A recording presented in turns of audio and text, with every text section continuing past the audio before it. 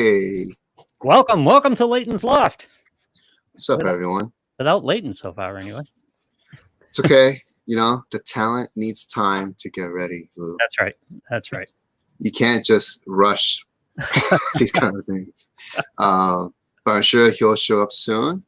Thank you again to everyone tuning in. This is Leighton's Loft Show.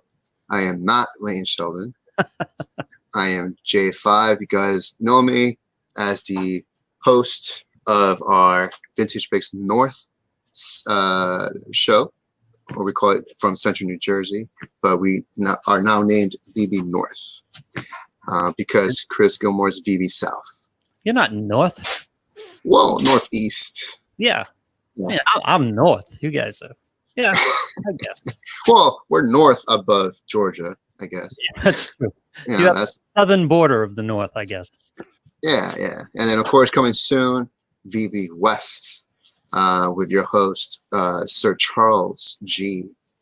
That is his nickname, Sir Charles G. When does that start? Soon. I can't give you an exact date, but it will be soon. Charles is on the chat there. Behind me, I do have Dougie Fresh, who will be keeping tabs of all entries. Yep. So, Dougie, Sir Charles is with us, by the way. What's that? Sir Charles is with us today. He says, don't forget VB West. We already mentioned it, Charles. Oh, yeah, of course. He didn't even have to bring it up. I know my part, Charles. I know my part. And what was that? Was he on the show last week or the week before? I believe it was the week before. What's up? Charles was on?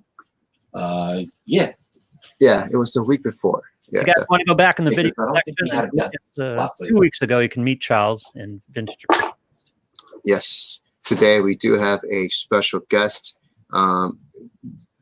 Lou, did we advertise at all? Yes, we did. Great. So, guys, Brad. Yeah, that's what I've been waiting for. Brad Balukjian. Balukjian? Balukjian? We'll find out when Brad's on.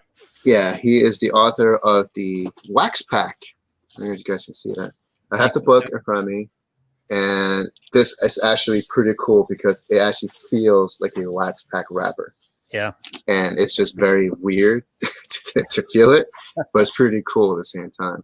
What's up, everyone? What's up, Don, Ken, Charles, Gary, Stuart, Andy, Brandon? What is up? Brad decided he was going to go meet some retired baseball players, and he decided the way he was going to do it was to open a random 1986 pack and then just go meet all those guys. So that's the basis of the book. Oh. Yeah, and I was just like, I didn't read the book yet. I was actually looking through the pages, and it's pretty cool. He has every player in the pack, and he actually talks about, I guess, each person he went to visit. Yeah. A lot of personal memoirs in there about his father and son and all that stuff. He just want to make sure that we were streaming through. Oh, okay. Yeah, no. The talent just gave me a heads up. Luke, he'll be in a minute. Yeah, he's getting set up now. Listen, all you guys go out and find some friends. If you want to start watch parties for us, we'd certainly appreciate that. If you want to go find a friend and bring them into the show, we'd appreciate that as well. They might win something live, like I believe it's giving away a copy of the book. This is like old times. Yeah, I think we're going to give it away at the end of the show. And plus other things that Leighton will have at his loft. I don't know what prizes or giveaways he does. It's all like on the fly, so I couldn't really tell you guys. But I would say just share the video, share the stream, start a watch party, share. Yeah, Dougie is actually behind on the list because I'm in his seat. You've hijacked my seat. So he has a lot of catching up to do. Way to go, J5. Stealing my camera time, and I got to catch up on the list. Yeah, I gotta make sure. What's going on? What's up, Miss Rush? What's up, Jeff? What's up, Gus? What's up, everyone? But yeah, we have also our show, our VB Northeast show, as Lou would like us to say from now on, happening at 5:30 right after Leighton's Loft, and we have a few giveaways, bonuses. We have some breaks to do. We're going to be live until 9 o'clock. And then I believe Leighton will be back on around 10:30-ish to do late night with Leighton. And he's going to be doing more pack breaks and box breaks. Yeah. Danny is new here. Danny, welcome. Where we talk baseball cards, collecting, fatherhood, bourbon, whatever. Yeah, life, entertainment. I'm going to bring Leighton in and see what happens here. Oh. I wonder if it's too early to bring Leighton in. Oh. Okay. Yep, yeah, we'll watch him set up as it goes here. Hey, Leighton. He has to put on his buds. Is His mic muted? his mic is muted. Okay, hold on. Let me. I get it. Hey, Leighton, what's going on? The host has unmuted your mic. Do you guys hear me? Yep, we hear you. Yeah, bring that mic as close to you as you feel comfortable. Please. That hair is on point today, Lee. Is it on J5 level? Yeah. Okay. I don't know if you can hear me. Phone call in 3. All Yeah, right. we'll see. Yeah, phone call in 3. We talk about his forehead also. Yeah. No. You guys have a sealed 86, 87 Fleer case? Is that what I'm to know? Or I'm to figure out here? Oh, I don't know. Hey, Lee. Can you guys hear me? Testing? Yep. Yes. Yep. Can he hear? Pull that mic as close to you as you can, please. Can he hear us though? Oh, I don't think he can hear us. Okay, hold on. I'm going in. Here comes a phone call. Hold on. I knew it was calling. Todd, how are you doing today? Todd's had a busy week. Your mic on, right? I guess that's why you're calling. No, it's on. It's Okay. I'm not able to hear you guys. Okay. He said he can't hear us. Okay. Okay. Okay. Yeah. He's in on your area, so he's trying to figure out what's up. All right. Okay, try now. Bye. I think I had to change something. Okay, Lou, if you can I bring it can back hear up. you guys. All right. Here we All go. right, J5 for the Beautiful. win. Better late than never. See another wonderful play on my name. Pull that mic really close to you, please. As close as you Absolutely. can. All right. So, Leighton, you can hear me now? I can hear you, J5. Yes. I was just complimenting your hair. It's almost on my level. Well, that's actually part of the reason why I was on delay is because I tried to get someone from your crew, and you won't actually let me hire any of your people. So I had to work really, really hard to get this done, J5. That was the reason for the delay. It's okay. It's okay. As long as you made it, it's okay. It's all about trying. That's all I know. Jeff Spellman has loved me and turned on me all in the course of one broadcast here. Now he's talking about my forehead. Okay. Okay. There's less forehead than you think. All right. So I'm going to get out. Doug is going to take over, keeping track of names. So you guys have fun. We'll see you guys soon. All right. All right, Leighton, how are we doing today? Oh, no, that's me. I unmuted. Oh, that's you. You've muted your mic. So unmute your mic for me. Down in the lower left of the screen, your mic is muted. All right, are we good? Yeah, we're good now. How are we doing today? Great. Welcome to Leighton's Loft. Lou and gang, how is everyone doing? Very good. Very good. We got a good full house here. Danny Scully here is new. He's got a Pete Rose autograph, I imagine. So, Danny, welcome to the show and welcome to Leighton's Loft. Welcome. What's up, Charles, Gary, Ben, David, Susan, and the rest of the gang? Welcome this afternoon to Vintage Breaks, Just Collect, and Leighton's Loft. It's all part of the same conglomerate. There's a lot of love all around in the hobby right these days, for sure. And speaking of the hobby, Lou, did you see a card from 2003 just sold over the weekend at our friends Gooden Auctions? A LeBron James rookie exquisite patch autograph, just sold for $1.8 million. Wow, that's incredible, huh? Yeah, I did see that. And LeBron James himself says, hey, I got a few of these cards. Yeah, people are still trying to figure out, did he buy them on the aftermarket? Did he get them when he signed them? And, it's funny because I didn't think that at all. I was thinking like, wow, how great for the hobby that LeBron James is even paying attention to a tweet, right? He certainly, listen, everyone could use $1.8 million, but the fact that his card sold for that, he recognized it was a lot. Whether it be he has it or not, I don't really care. The fact that he's bringing attention to our hobby is wonderful. I was going to say, does it make a difference whether I'm guessing he got a couple copies from from the card company. Do I personally care? No. Do I think that people in the hobby, especially that collect that issue, would they like to know was for example, Lou, let's say it was numbered to 99. Yep. A lot of folks who paid big money for it, they'd like to know were all 99 of those cards inserted into the packs. And so that is kind of a different rabbit hole, if you will, which, hey, if King James would like to come on Leighton's Loft podcast, we'd love to have him. That's probably a little bit of a stretch. I'm not sure which is more likely, him coming on or Crosby making the majors as a southpaw. I'd like to think Crosby making the majors. Yeah, there you go. So it's only 5. So I'm guessing we'd find out if his cards were numbered, because I'm guessing if they issued some outside of those 99 cards, his card wouldn't be numbered, I wouldn't imagine.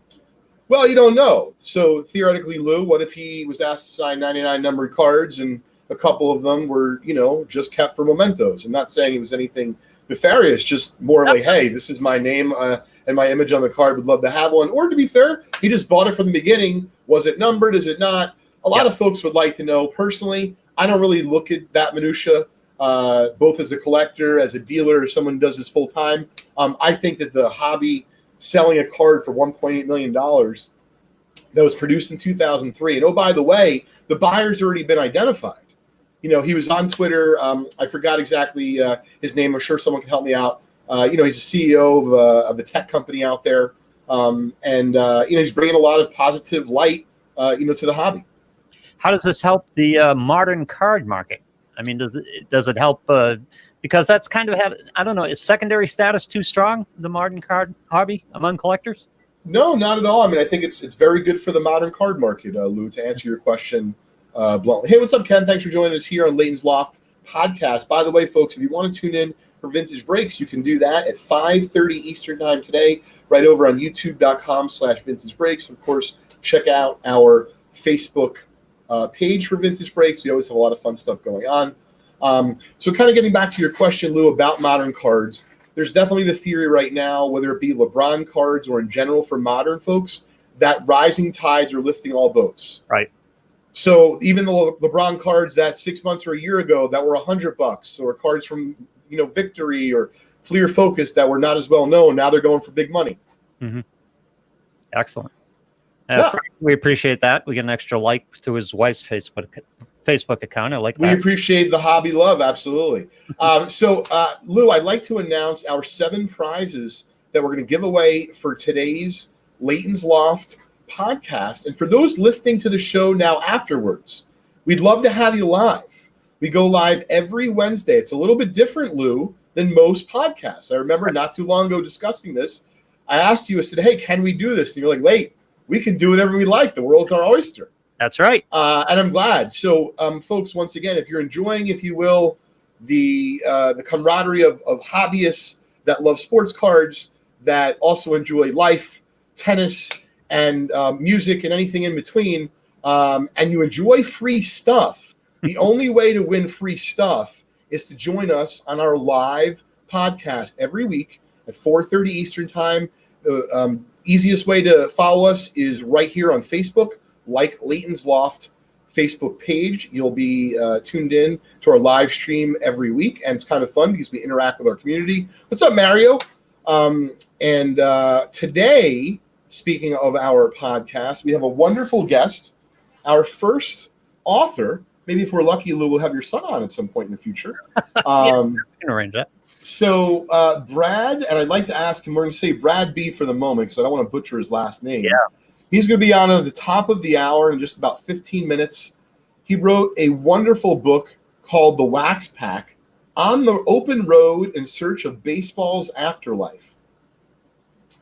And if you take a look at just some of the reviews on the back here, poignant and powerful. Brad covers more than 10,000 miles to track down the story of 14 men from a single pack of 1986 Topps baseball cards, learning a lot about their lives and his own.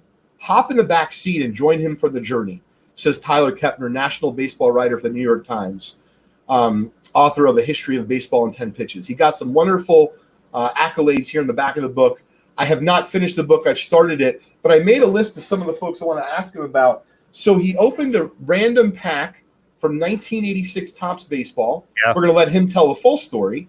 And ultimately, he decided that one summer, not that many summers ago, he was going to try to track down each and every one of the 14. When I say 14, there's 15. He got a checklist.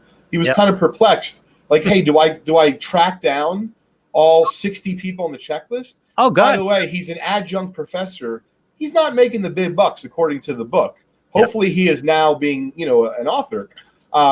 So I'm really looking forward to hearing about his adventure, because as part of the journey, he pulled Carlton Fisk. He pulled a Gary Templeton card, Lee Mazzilli, and Carlton Fisk, of course, is the Hall of Famer. Lee Mazzilli, a famous Met, if you will. Yep. Gary Templeton was a great ball player for a short period. I think he had some injury issues, but he was very popular. So looking forward to hearing from Brad about his journey. Yeah, it's going to be excellent. It's going to be interesting. And just, can you imagine giving a book project is so intense, and just giving you a book project in your life up to this random, I'm going to pull this one pack, open this one pack, and these are the 14 or 15 guys I'm going to go after. I mean, that takes guts right there. Absolutely. He threw himself out there because, oh, by the way, Vince Coleman, I really enjoy reading about the Vince Coleman part. So you're right, Lou. He had a premise, but there was really no distinct journey drawn out because he didn't know he was going to pull. Right. Right. So looking forward to hearing more at the top of the hour, just about 12 minutes or so. By the way, next week's guest, our very own Chris Coe, will be joining us at 5 o'clock Eastern time from the confines of his cozy bungalow in California. Ooh. Yes. So looking forward to having Chris join the show, talk about his collection. The rumor is we're going to try to pull off a trade. And no, I don't want it to be staged. Like, I'm going to try to tell Chris, hey, man, I want you to suffer. Like, I want you to give up a card. Like, I'm willing to give up a card. I'm going to suffer. But, I'm going to get some feedback from him this week as to what he's looking for, so we can hammer something out. You want both of you bleeding at the end of the trade, right? Yeah, or listen, enough where the Band-Aid will stop it. We don't want to have to go to the ER. Hey, what's up, Stu? Thanks for joining us. All right. Looking forward to discussing our emails. Did we go over the 7 prizes we're giving today? I know we have. Absolutely, be happy to. So first prize is going to be a $50 break credit to vintagebreaks.com. And that is sponsored by, of course, Vintage Breaks. And what's wonderful about our break credit is there we go, Lior Avidar. And Doug, if you could look up on Twitter who he is the CEO of, which company, would be great. So Lou, what's wonderful about this break credit, if you spend it, by August 23rd, you're going to be eligible to be in our Buy Any Spot promo. We're giving away 25 prizes. All you have to do is spend as little as $3 at vintagebreaks.com. And so therefore, if you have $50, you can participate in a bunch of breaks. Nice. And we treat break credit that people win or we give out just the same as cash, Lou. So you'll be in our promotions, and our big event just started yesterday. All the details can be found at vintagebreaks.com. So that is the first prize today. And once again, folks who are listening to us after the fact, we appreciate the love. Hopefully you're enjoying our podcast. But more importantly, maybe you can join us next Wednesday at 4:30 p.m. Eastern time, so you can have a chance to win one of these 7 prizes sponsored by Vintage Breaks and, of course, Just Collect and Leighton's Loft. Lots of free dibbage. Mas, and I'm sorry if I'm mispronouncing your name, Mas. He wants to know how you join, and how you join is by making a comment. I want to bring Dougie in here just for a second. What's up, Dougie? What's up, guys?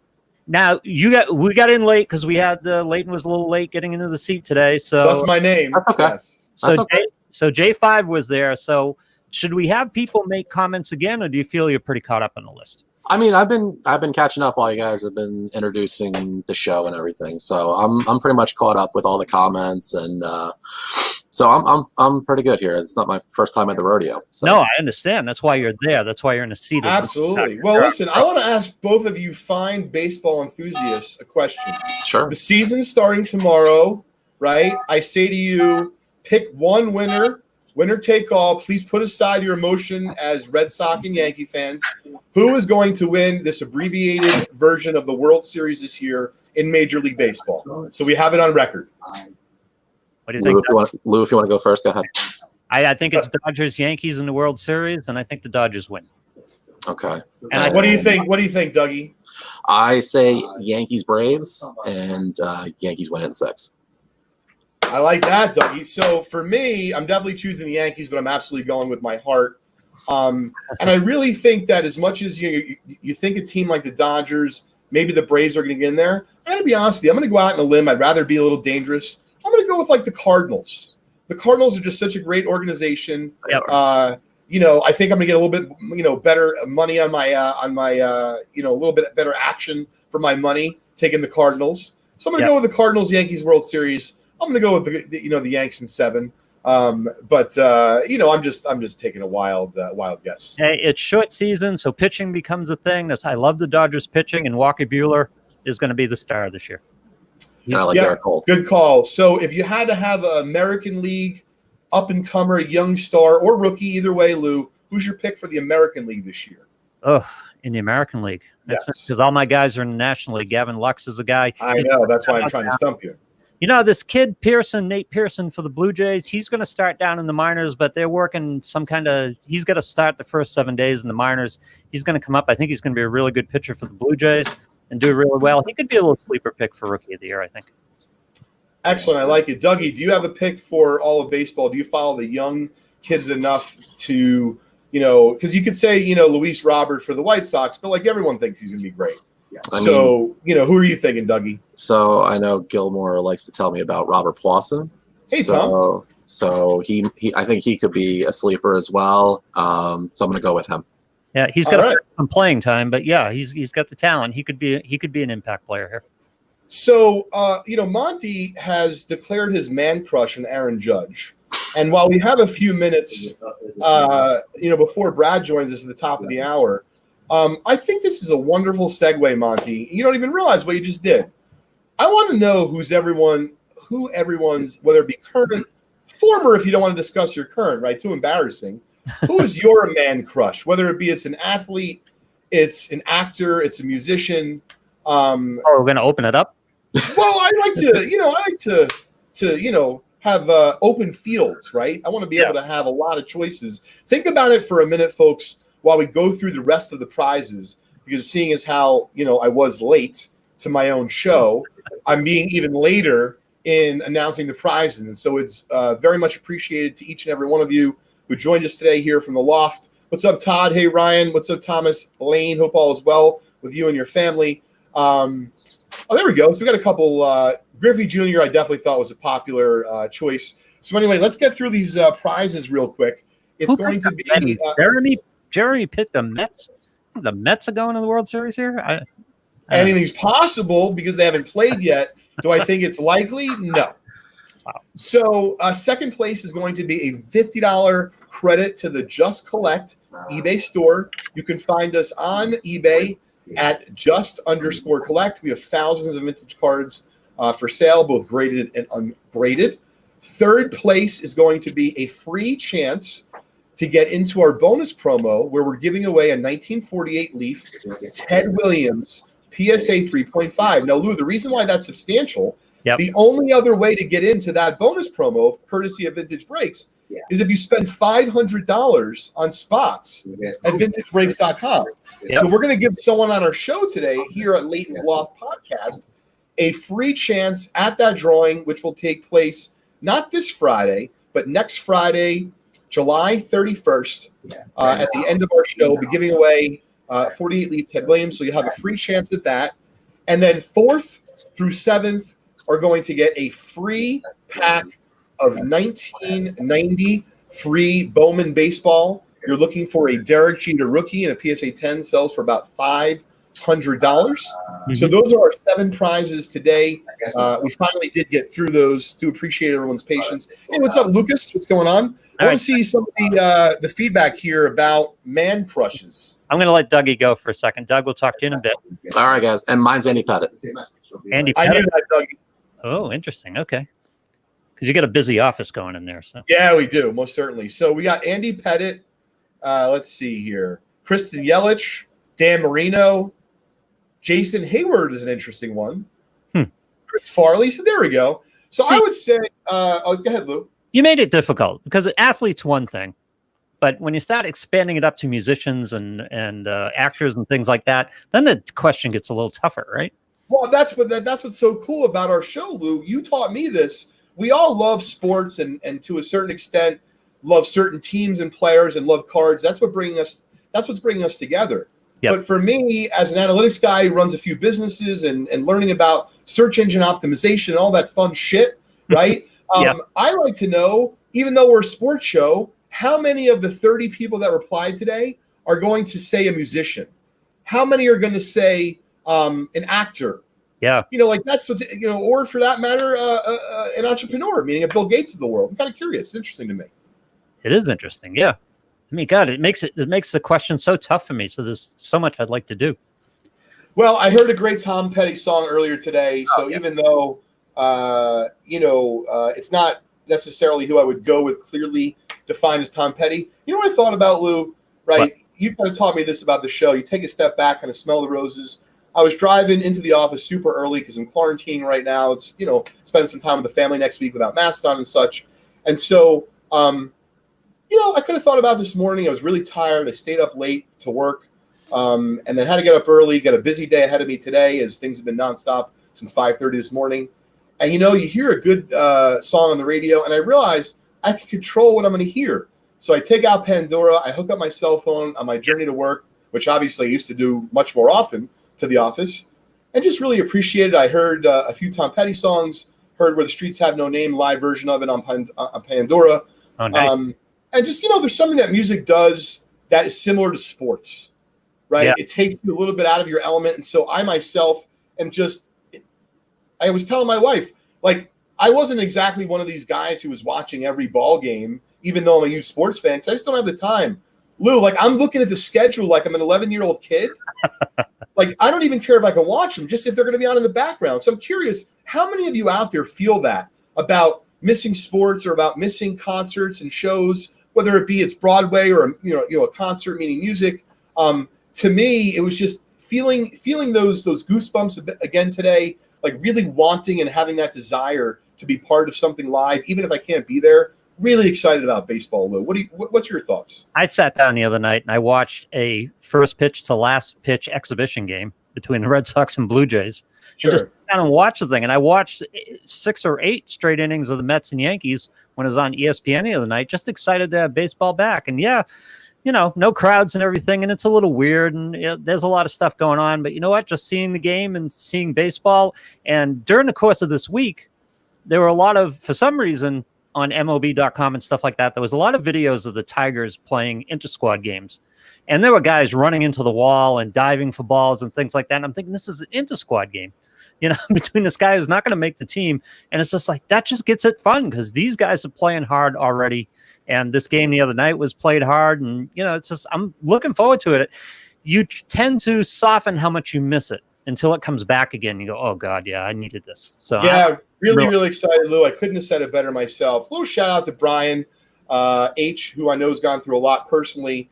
Bri, certainly hear you on music. When I stayed in the hospital with my son for the first 40 days of his life, a few minutes every day I would get away to do phone calls for work, and I would inevitably try to listen to at least a song or two on my phone, walking around Children's Hospital of Philadelphia, which is a wonderful place. Hey, what's up, Chris? Thanks for joining us. Looking forward to seeing you next week here on the Loft. So, hey, Brian, if we have time at the end of the Loft today, Chris, have we actually nailed down Chris as a guest? Because I believe so, unless he's being aloof. Yeah. That's what J5 told me earlier. He's my manager. He's my booker. So he could just be pulling my leg. But anyway, so Brian, little shout out to you. Really glad that you're able to join us both today and every day here moving forward. So Brian, we're going to open a free pack for you later on, whether it be from our Loft podcast today or for that matter, this evening when I'm broadcasting for Vintage Breaks. Really looking forward to that. So let us know, Lou, when you have Brad ready. Yep. And I wanted to show his book before he comes on camera. I do have Brad here. It was he was off the screen here. Let's add Brad and see how we're doing. Brad, how you doing today? Hey, doing well. How are you? Hey, thanks for joining us. Thanks for having me. And help us out first and pronounce your last name for us. Balukjian. Balukjian. All right. Great, Brad. I didn't want to butcher that. Thanks for joining us here on Leighton's Loft podcast.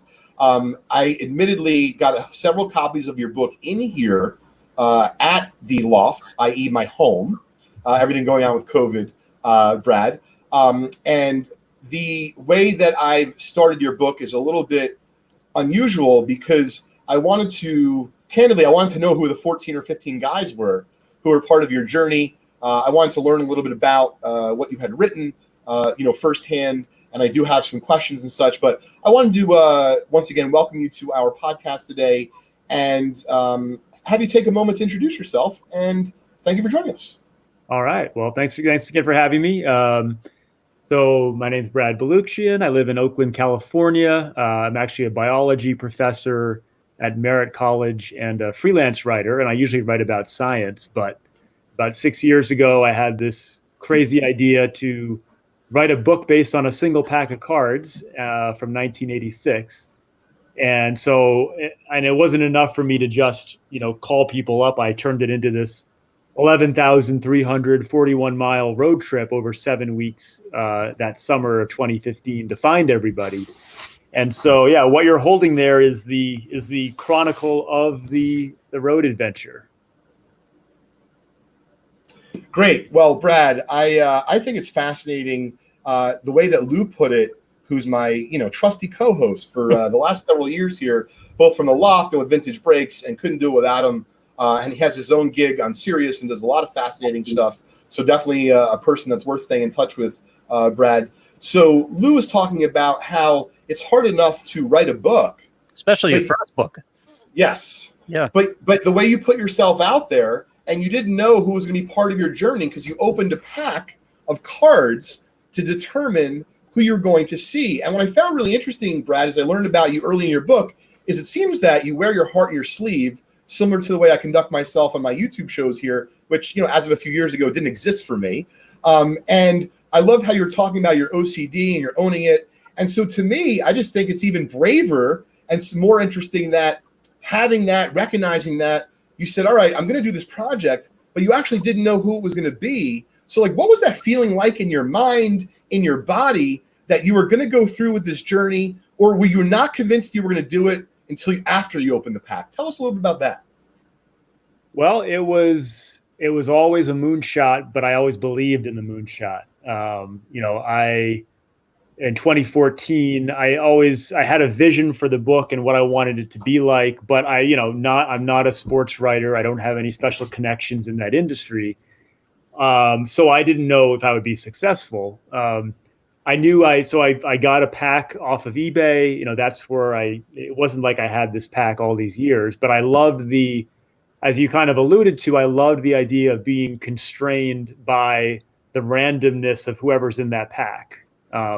The book, I say the book is every bit as much a travel book and a self-help book as it is a baseball book, because one of the lessons in the book is that we really have less control than we think we do in life, and that we all, so much of our suffering in life comes from this need to control everything and the need to have certainty and security. But the more you can let go of that, the happier you will be.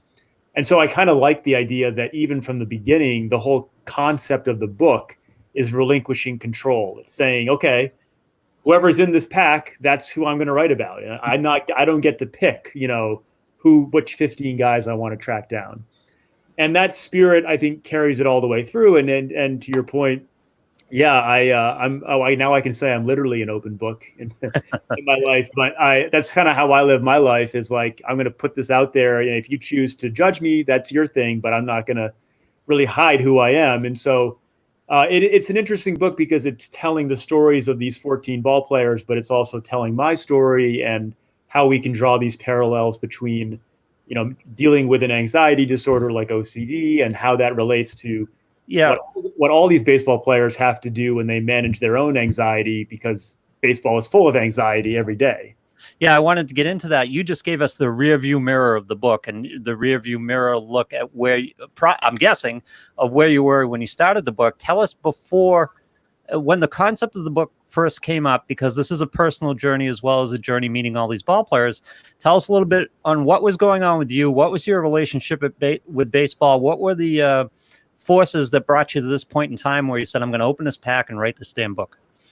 Well, it's 34 years old, single, not married, no kids, although I'm 39 and single and not married, no kids. So that hasn't changed. But, at that at that place in your life in your mid-30s when most of my friends are getting married and having kids, and I'm still kind of following my dreams and just doing what I love to do and not making very much money doing it, but really guided by my own curiosity. And to me, like, I had the freedom to do this. A lot of people can't just pick up and go on the road for 7 weeks. So I was going to take advantage of that freedom and see what I could learn, from these guys who were my favorite players as a kid. I've always followed baseball, but I don't know the players now like I did when I was 7 or 8. And I was a pretty strange kid because my favorite players were what they called the common cards. Yeah. I mean, I would actually go in the late 80s, this is all pre-internet, and go to baseball card shops with a list of common cards that I wanted just because I liked those players. And the people at the shops would always say, "Oh, you're trying to complete a set." And I was like, "No, I just want Marty Barrett and Don Carmen's cards because I collect them." And they would give me this, very confused look. But part of why I did this book is because I knew that in any pack of cards, most of the guys are going to be common cards. So it would give me a chance to write about the guys that were my favorites, where I would otherwise you could never sell a book about Randy Reddy and Rance Mulliniks to a publisher. It was hard enough to sell it as it was with this very unique concept. So, and then just to go back to the other question about what I knew going in, I think the book benefits from the sort of the desperation and the authenticity of not knowing how it was going to end up. I didn't have a book advance. It wasn't like it was this contrived deal. I didn't know if I'd get to write a book. And so I just went out there and took a chance on it. And then even after the fact, it took me so long to get it published because I got rejected 38 times by publishers. And that was basically, it's interesting because you were talking about this starts in, 86 and starts earlier in all of our lives before the internet and things like that. And when you went to publish this book, basically you get rejected a lot because as I read Chad Finn's piece on you in Boston.com, where it said you didn't have the platform. If you don't have 100,000 followers on Twitter, who's going to read the book, right? That's what you're running up against. Yeah, it was the platform deal. It was people saying, well, kind of the technique that I use in the book is not done that much anymore. It's kind of that they called it the new journalism, where like I'm an active participant in the story. I'm an active character. Right. And so a lot of the gatekeepers in the publishing industry were like, well, who cares about you? We don't want you in the book. Like, take yourself out, focus more on the baseball. Don't talk about your OCD, all the things that I think make the book really good. They were like, don't do that. And then also, saying things like, well, who's going to read a book about Randy Reddy and Rance Mulliniks? And again, not having the foresight to see the potential here, because this book is very much outside the box of how most sports books are done. What was your favorite visit? What was your favorite chapter? Got to be Don Carmen, who was my favorite as a kid, and just such an exceptional guy. I mean, his job now is he's the psychologist for Scott Boris's clients. Oh my God, really? So when Bryce Harper and Steven Strasburg, go into a slump, Don Carmen flies to whatever town they're in and works with them. I want to talk to that guy. Can you? Yeah. I want to get him on the show. What makes Carmen exceptional, what a lot of these guys was, the real surprise in the book was how vulnerable they were willing to be. I mean, I always knew that I was going to be vulnerable and talk about myself, but I didn't know that Rick Sutcliffe was going to talk about his father, who was a race car driver, running out on the family when he was 11. I didn't know that Steve Yeager was going to talk about his father being so drunk he passed out in the clubhouse when he went to go see him play in Cincinnati. I mean, all these stories, a lot of which were very sad and had to do with really bad fathers, kept coming out. And I realized this book is a lot more than, just a baseball book. Yep. Brad, I really love the direction the book takes. I'm looking forward to reading the entire book.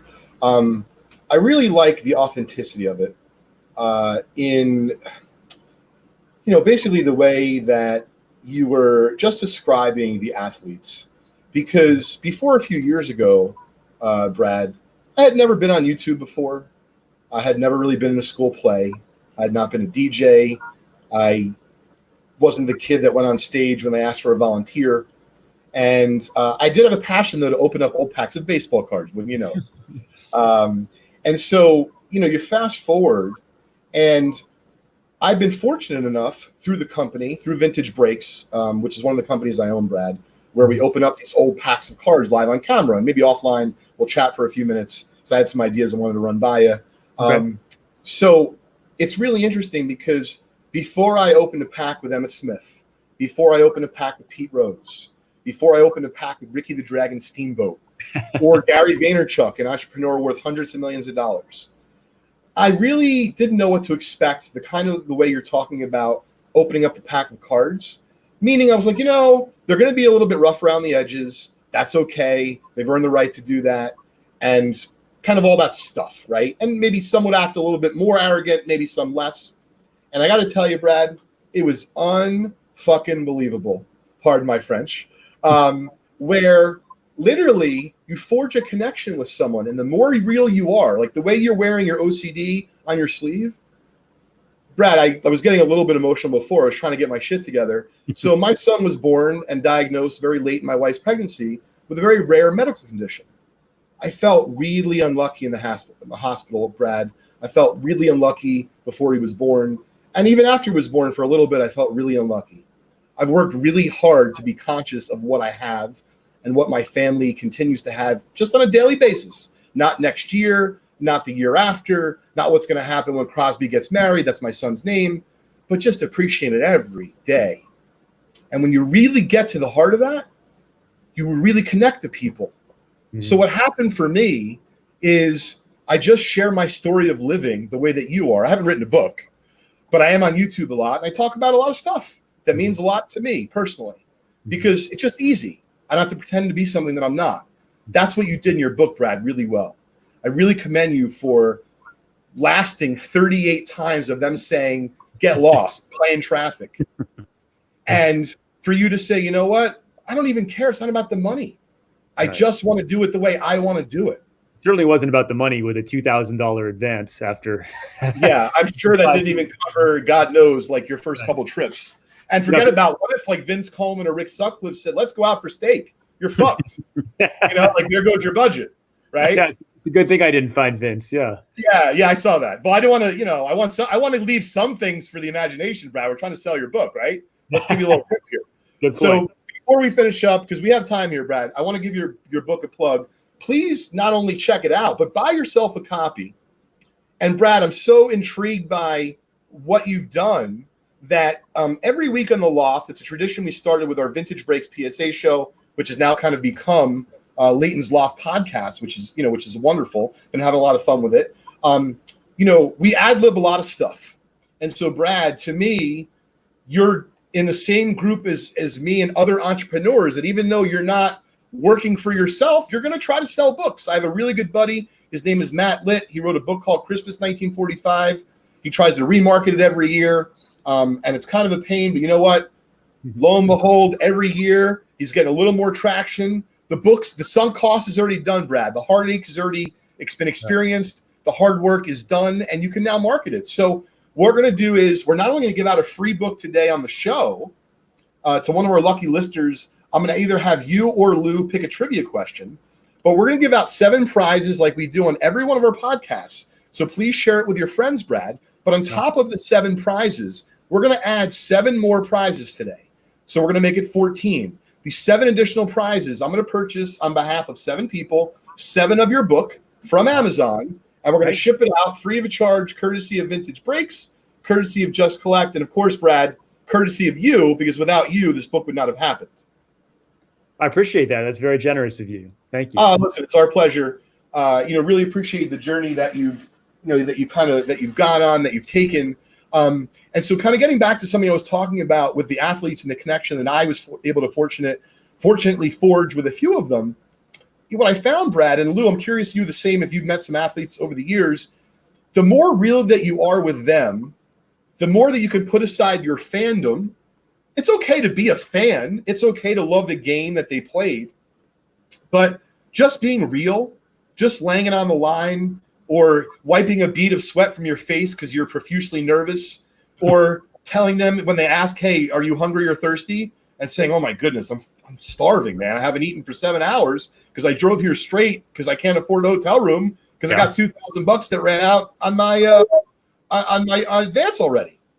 So I really Brad saw them. Brad, you saw them in a different light. For example, I've met some athletes while working a beat, and also do some production work for people. So I've done some commercial with some athletes and things like that. That's a certain level of it. You met these athletes post-career when they're at a certain point in their life where it's not a bright light situation. It's I'm guessing you met in some living rooms with some of these guys, and they become a little bit more human than when I'm talking to Roger Clemens doing a car commercial together or something like that. He's still Roger Clemens. These guys, that's diminished for them a little bit, isn't it? Post-career, they're just guys sitting on the couch talking to you, right? Yeah, and there's no doubt that you know, they've had a little more perspective now. They've been out of the limelight, but you know, some of them, like Rick Sutcliffe, still on ESPN all the time. Some of them still, you know, have a fair amount of fame.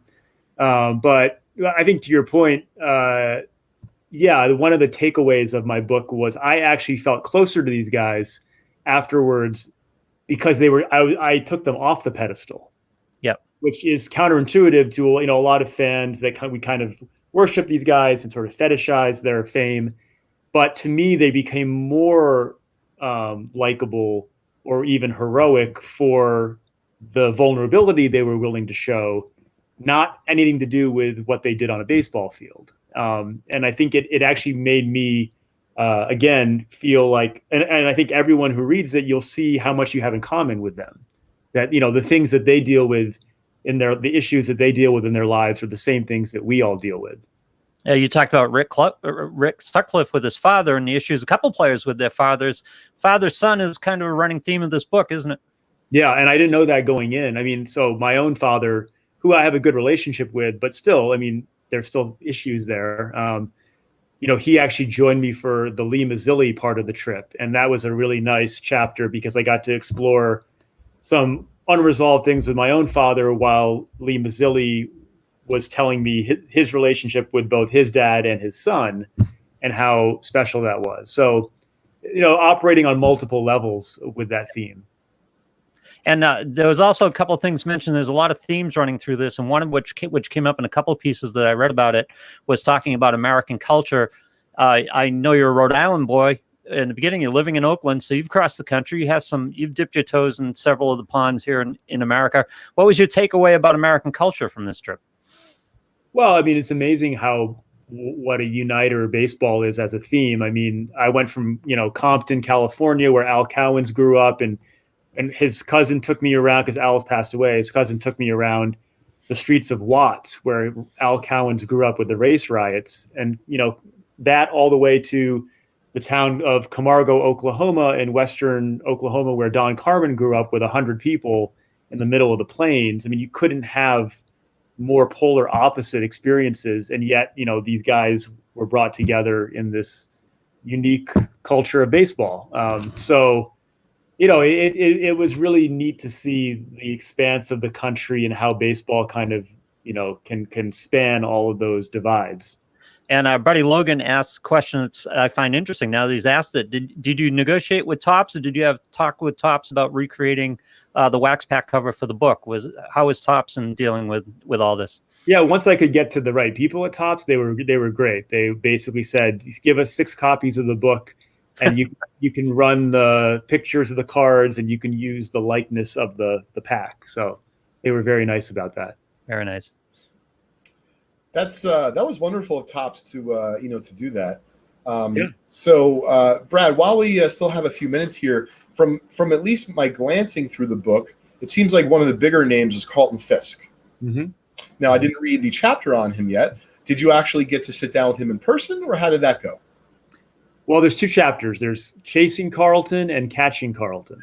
So, I without spoiling it, I will say I did get face-to-face with Carlton Fisk. Not quite how I planned. Fair enough. But the setup of the Fisk... It was in a men's room, wasn't it? he completely turned me down and, said, no, I don't want to talk to you, which, I didn't actually find surprising. He turned down Bob Costas. So, talk to me. Fair enough. So I found out from a source where he golfs at this really private club in Sarasota, Florida. And I posed as a millionaire home buyer to talk my way onto the golf course, to sneak on to try to ambush him coming off the course. And so that's kind of the whole premise of that chapter is that whole ruse that I went through. That's how did he feel when he found out? Well, I'm going to let the readers find out about that. Yeah, fair enough. You got to leave a little carrot out there, Brad. So listen, before we let you go, I figured it would be it really wouldn't be righteous if we did not open a pack together on the show. So I do not have a 1986 Topps pack here. However, I do have a pack from 1985 and 1982.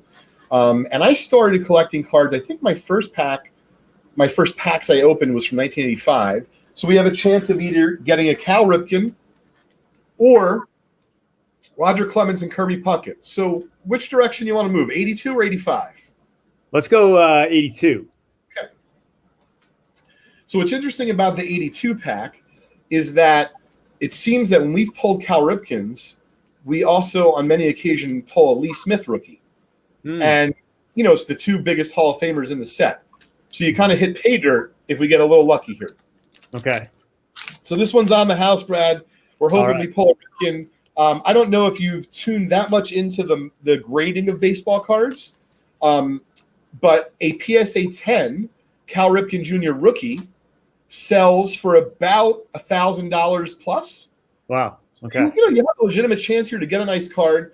It's funny. I was going to throw this out, but I'm like, you know what, Brad? You're a real creative guy. I'm going to save this wrapper for you.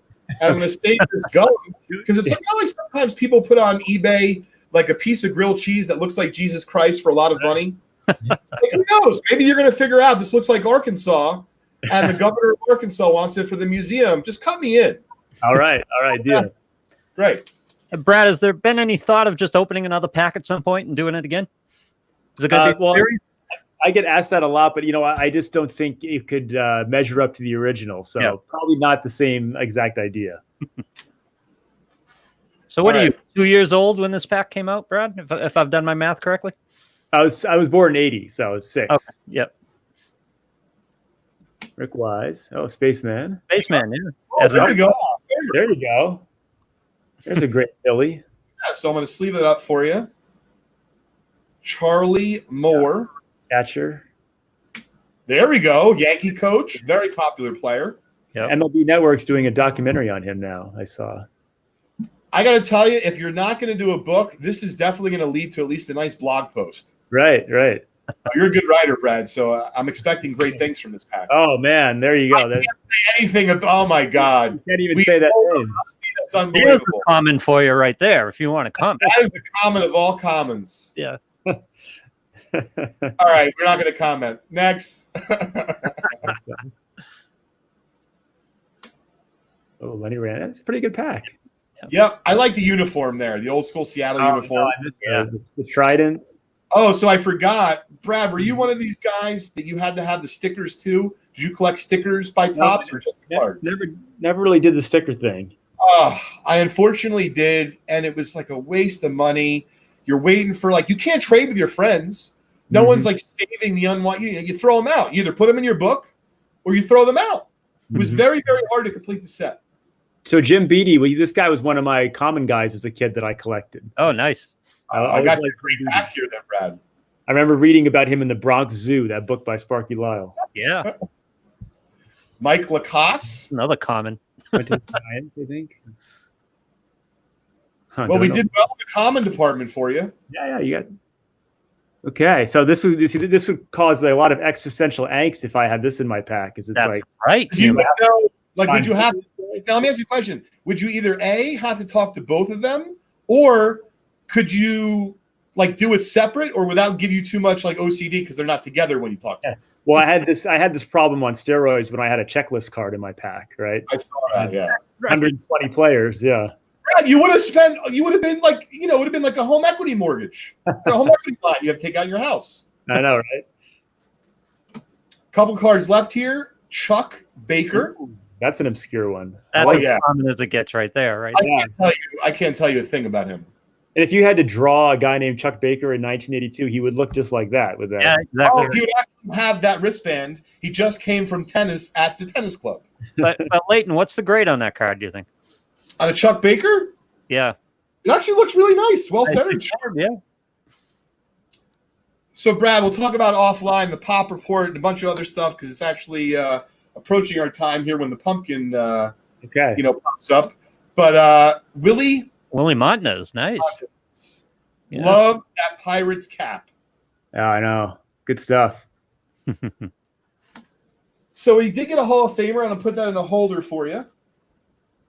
Mike Schmidt, yeah, he's Don Carmen told me about Mike Schmidt, and he said that Mike Schmidt was a really sweet guy that could never learn how to communicate. That's what he said about Mike Schmidt.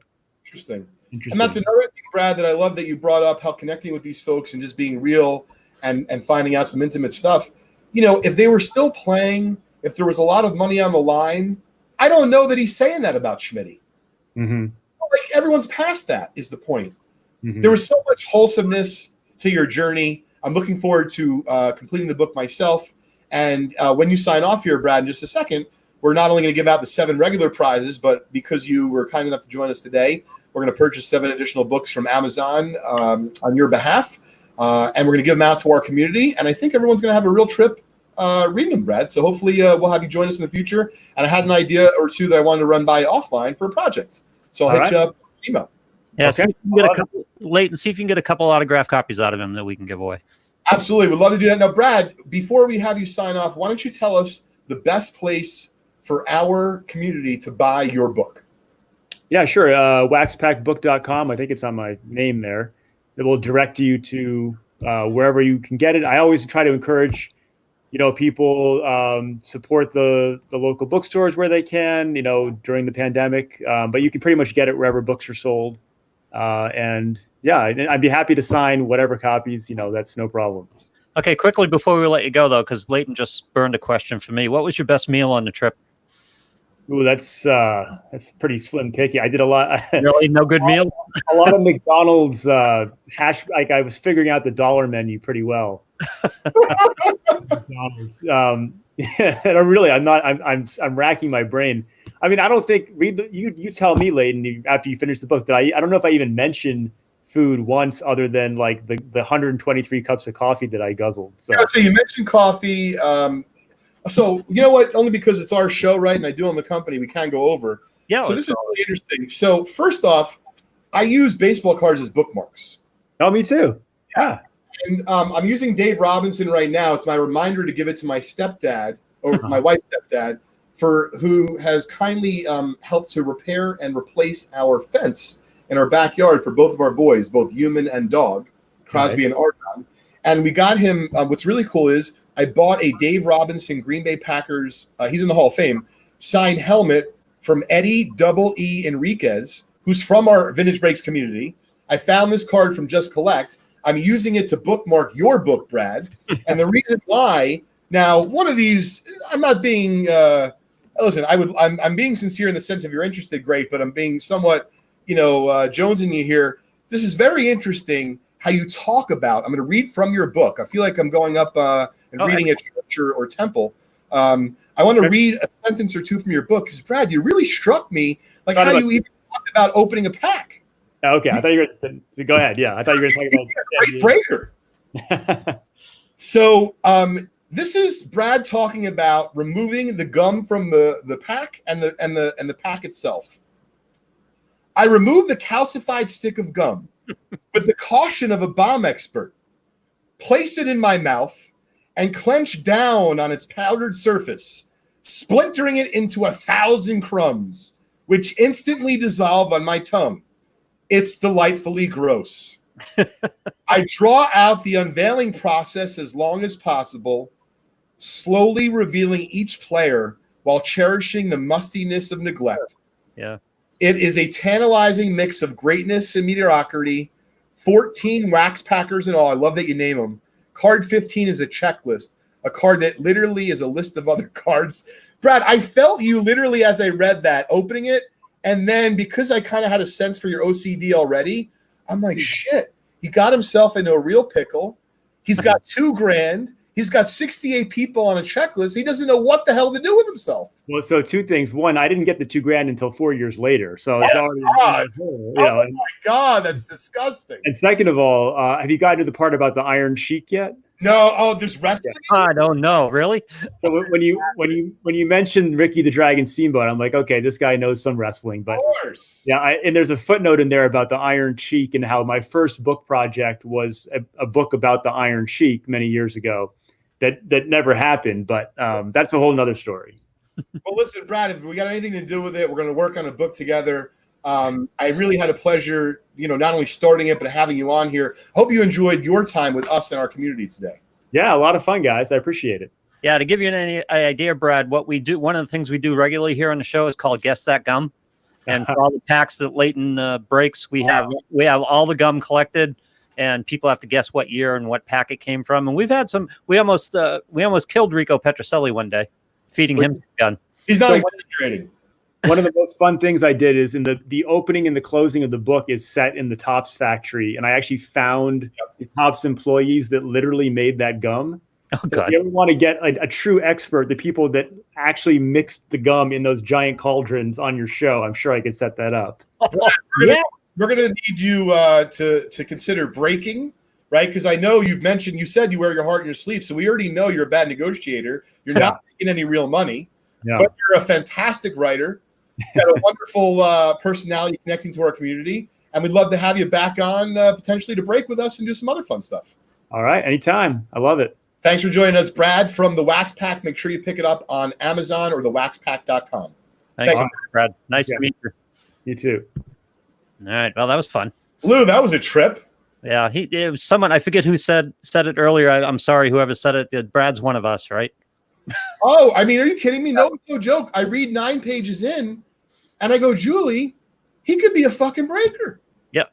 Like, he's unbelievable. The way, he's talking about this gum like I wanted to cry. Yep. So anyway, I got to stop the cussing because we're approaching real back to normal time here. All right. As we've gone over. So Lou, do you think that we should just have them give away the prizes on the Just Collect show? Because we've kind of on the Vintage Break show.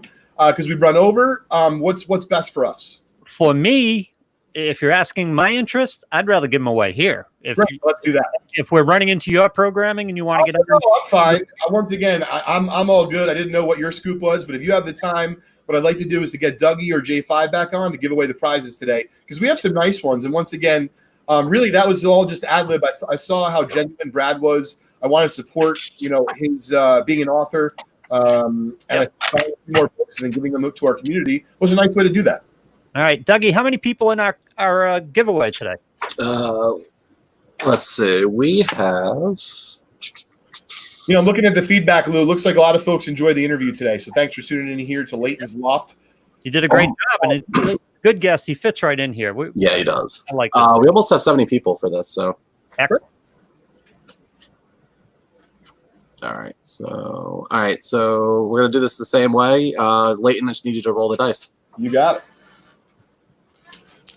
Survey says 6. So all right. While Dougie's taking care of that, how did we do with live viewership today? So we know when we can start touting 100 live viewer prize. I think we hit 70 at one point in there. We're right around 68 now. So I think this is our high point. We got to start pushing for that 100 live viewers. I realize, Lou, I'm a terrible marketer. I didn't send out an email about it yet. I didn't talk to Rich Miller. My point is we're doing great organically so far, Lou. It's been a lot of fun. And I thought Brad was a tremendous guest. Yes, he was. It's really good. We got to get this show out. So, and all you people out there, help us out. Bring more people into the fold and share some of this stuff for us. Help us out. Bring some of our people. All right, here we go. All right, so 6 on the random. And then remember, Doug, there'll be 14 prizes now. The 7 announced verbally, and then the 7 additional books. Hey, Brian H., if you can tune in tonight to the Loft, we'll start at 10:30. I'm going to hook you up with a free pack to start the show. 4. That's Brian, the Cancer Slayer, Hawbaker. 5 and 6. Oh my God, Chris Coe is definitely right. I know who the batting stance guy is. Do you know who that is, Lou? Yeah. He's unbelievable. Maybe we could get him to do something actually live. That would be great. That would be unbelievable. And you know what we want to do? We want to get J5 and Sam as a game to try to mimic him. And then we pick who's better or worse for that matter. Yeah, we could do that. I think that's great. All right, Jeremy Manning, you get the $50 credit to Vintage Breaks. Congratulations, Jeremy. Jason Rothman, you get the $50 credit for Just Collect. Congratulations, Jason. Chef Ted, you get the $500 high roller spot. Nice. Todd Corpora, Kenneth Gantman, Kevin Jacobson, and JC. You guys get a pack of 1993 Bowman baseball. And then Jim Chu, Brendan Quinn, Logan Ward, Thomas Lane, Kenneth Gantman, Ben DeSilva, and Brian Kaufman are all getting the book. All right. Very nice. Congratulations, everyone. Lou, that was one of my favorite shows we've done. Dougie, thank you for all the work. We appreciate it. Yeah, what have we done? 6, 7? Not sure. Yeah, we're on our way. But that was fun. That was fun. We'll get some people on, have some fun. See, you got to bring people into the loft and talk to, get some different angles and talk to people. That was fun. And I think we met a new friend today. Oh, absolutely. So thanks again to Brad and the Wax Pack.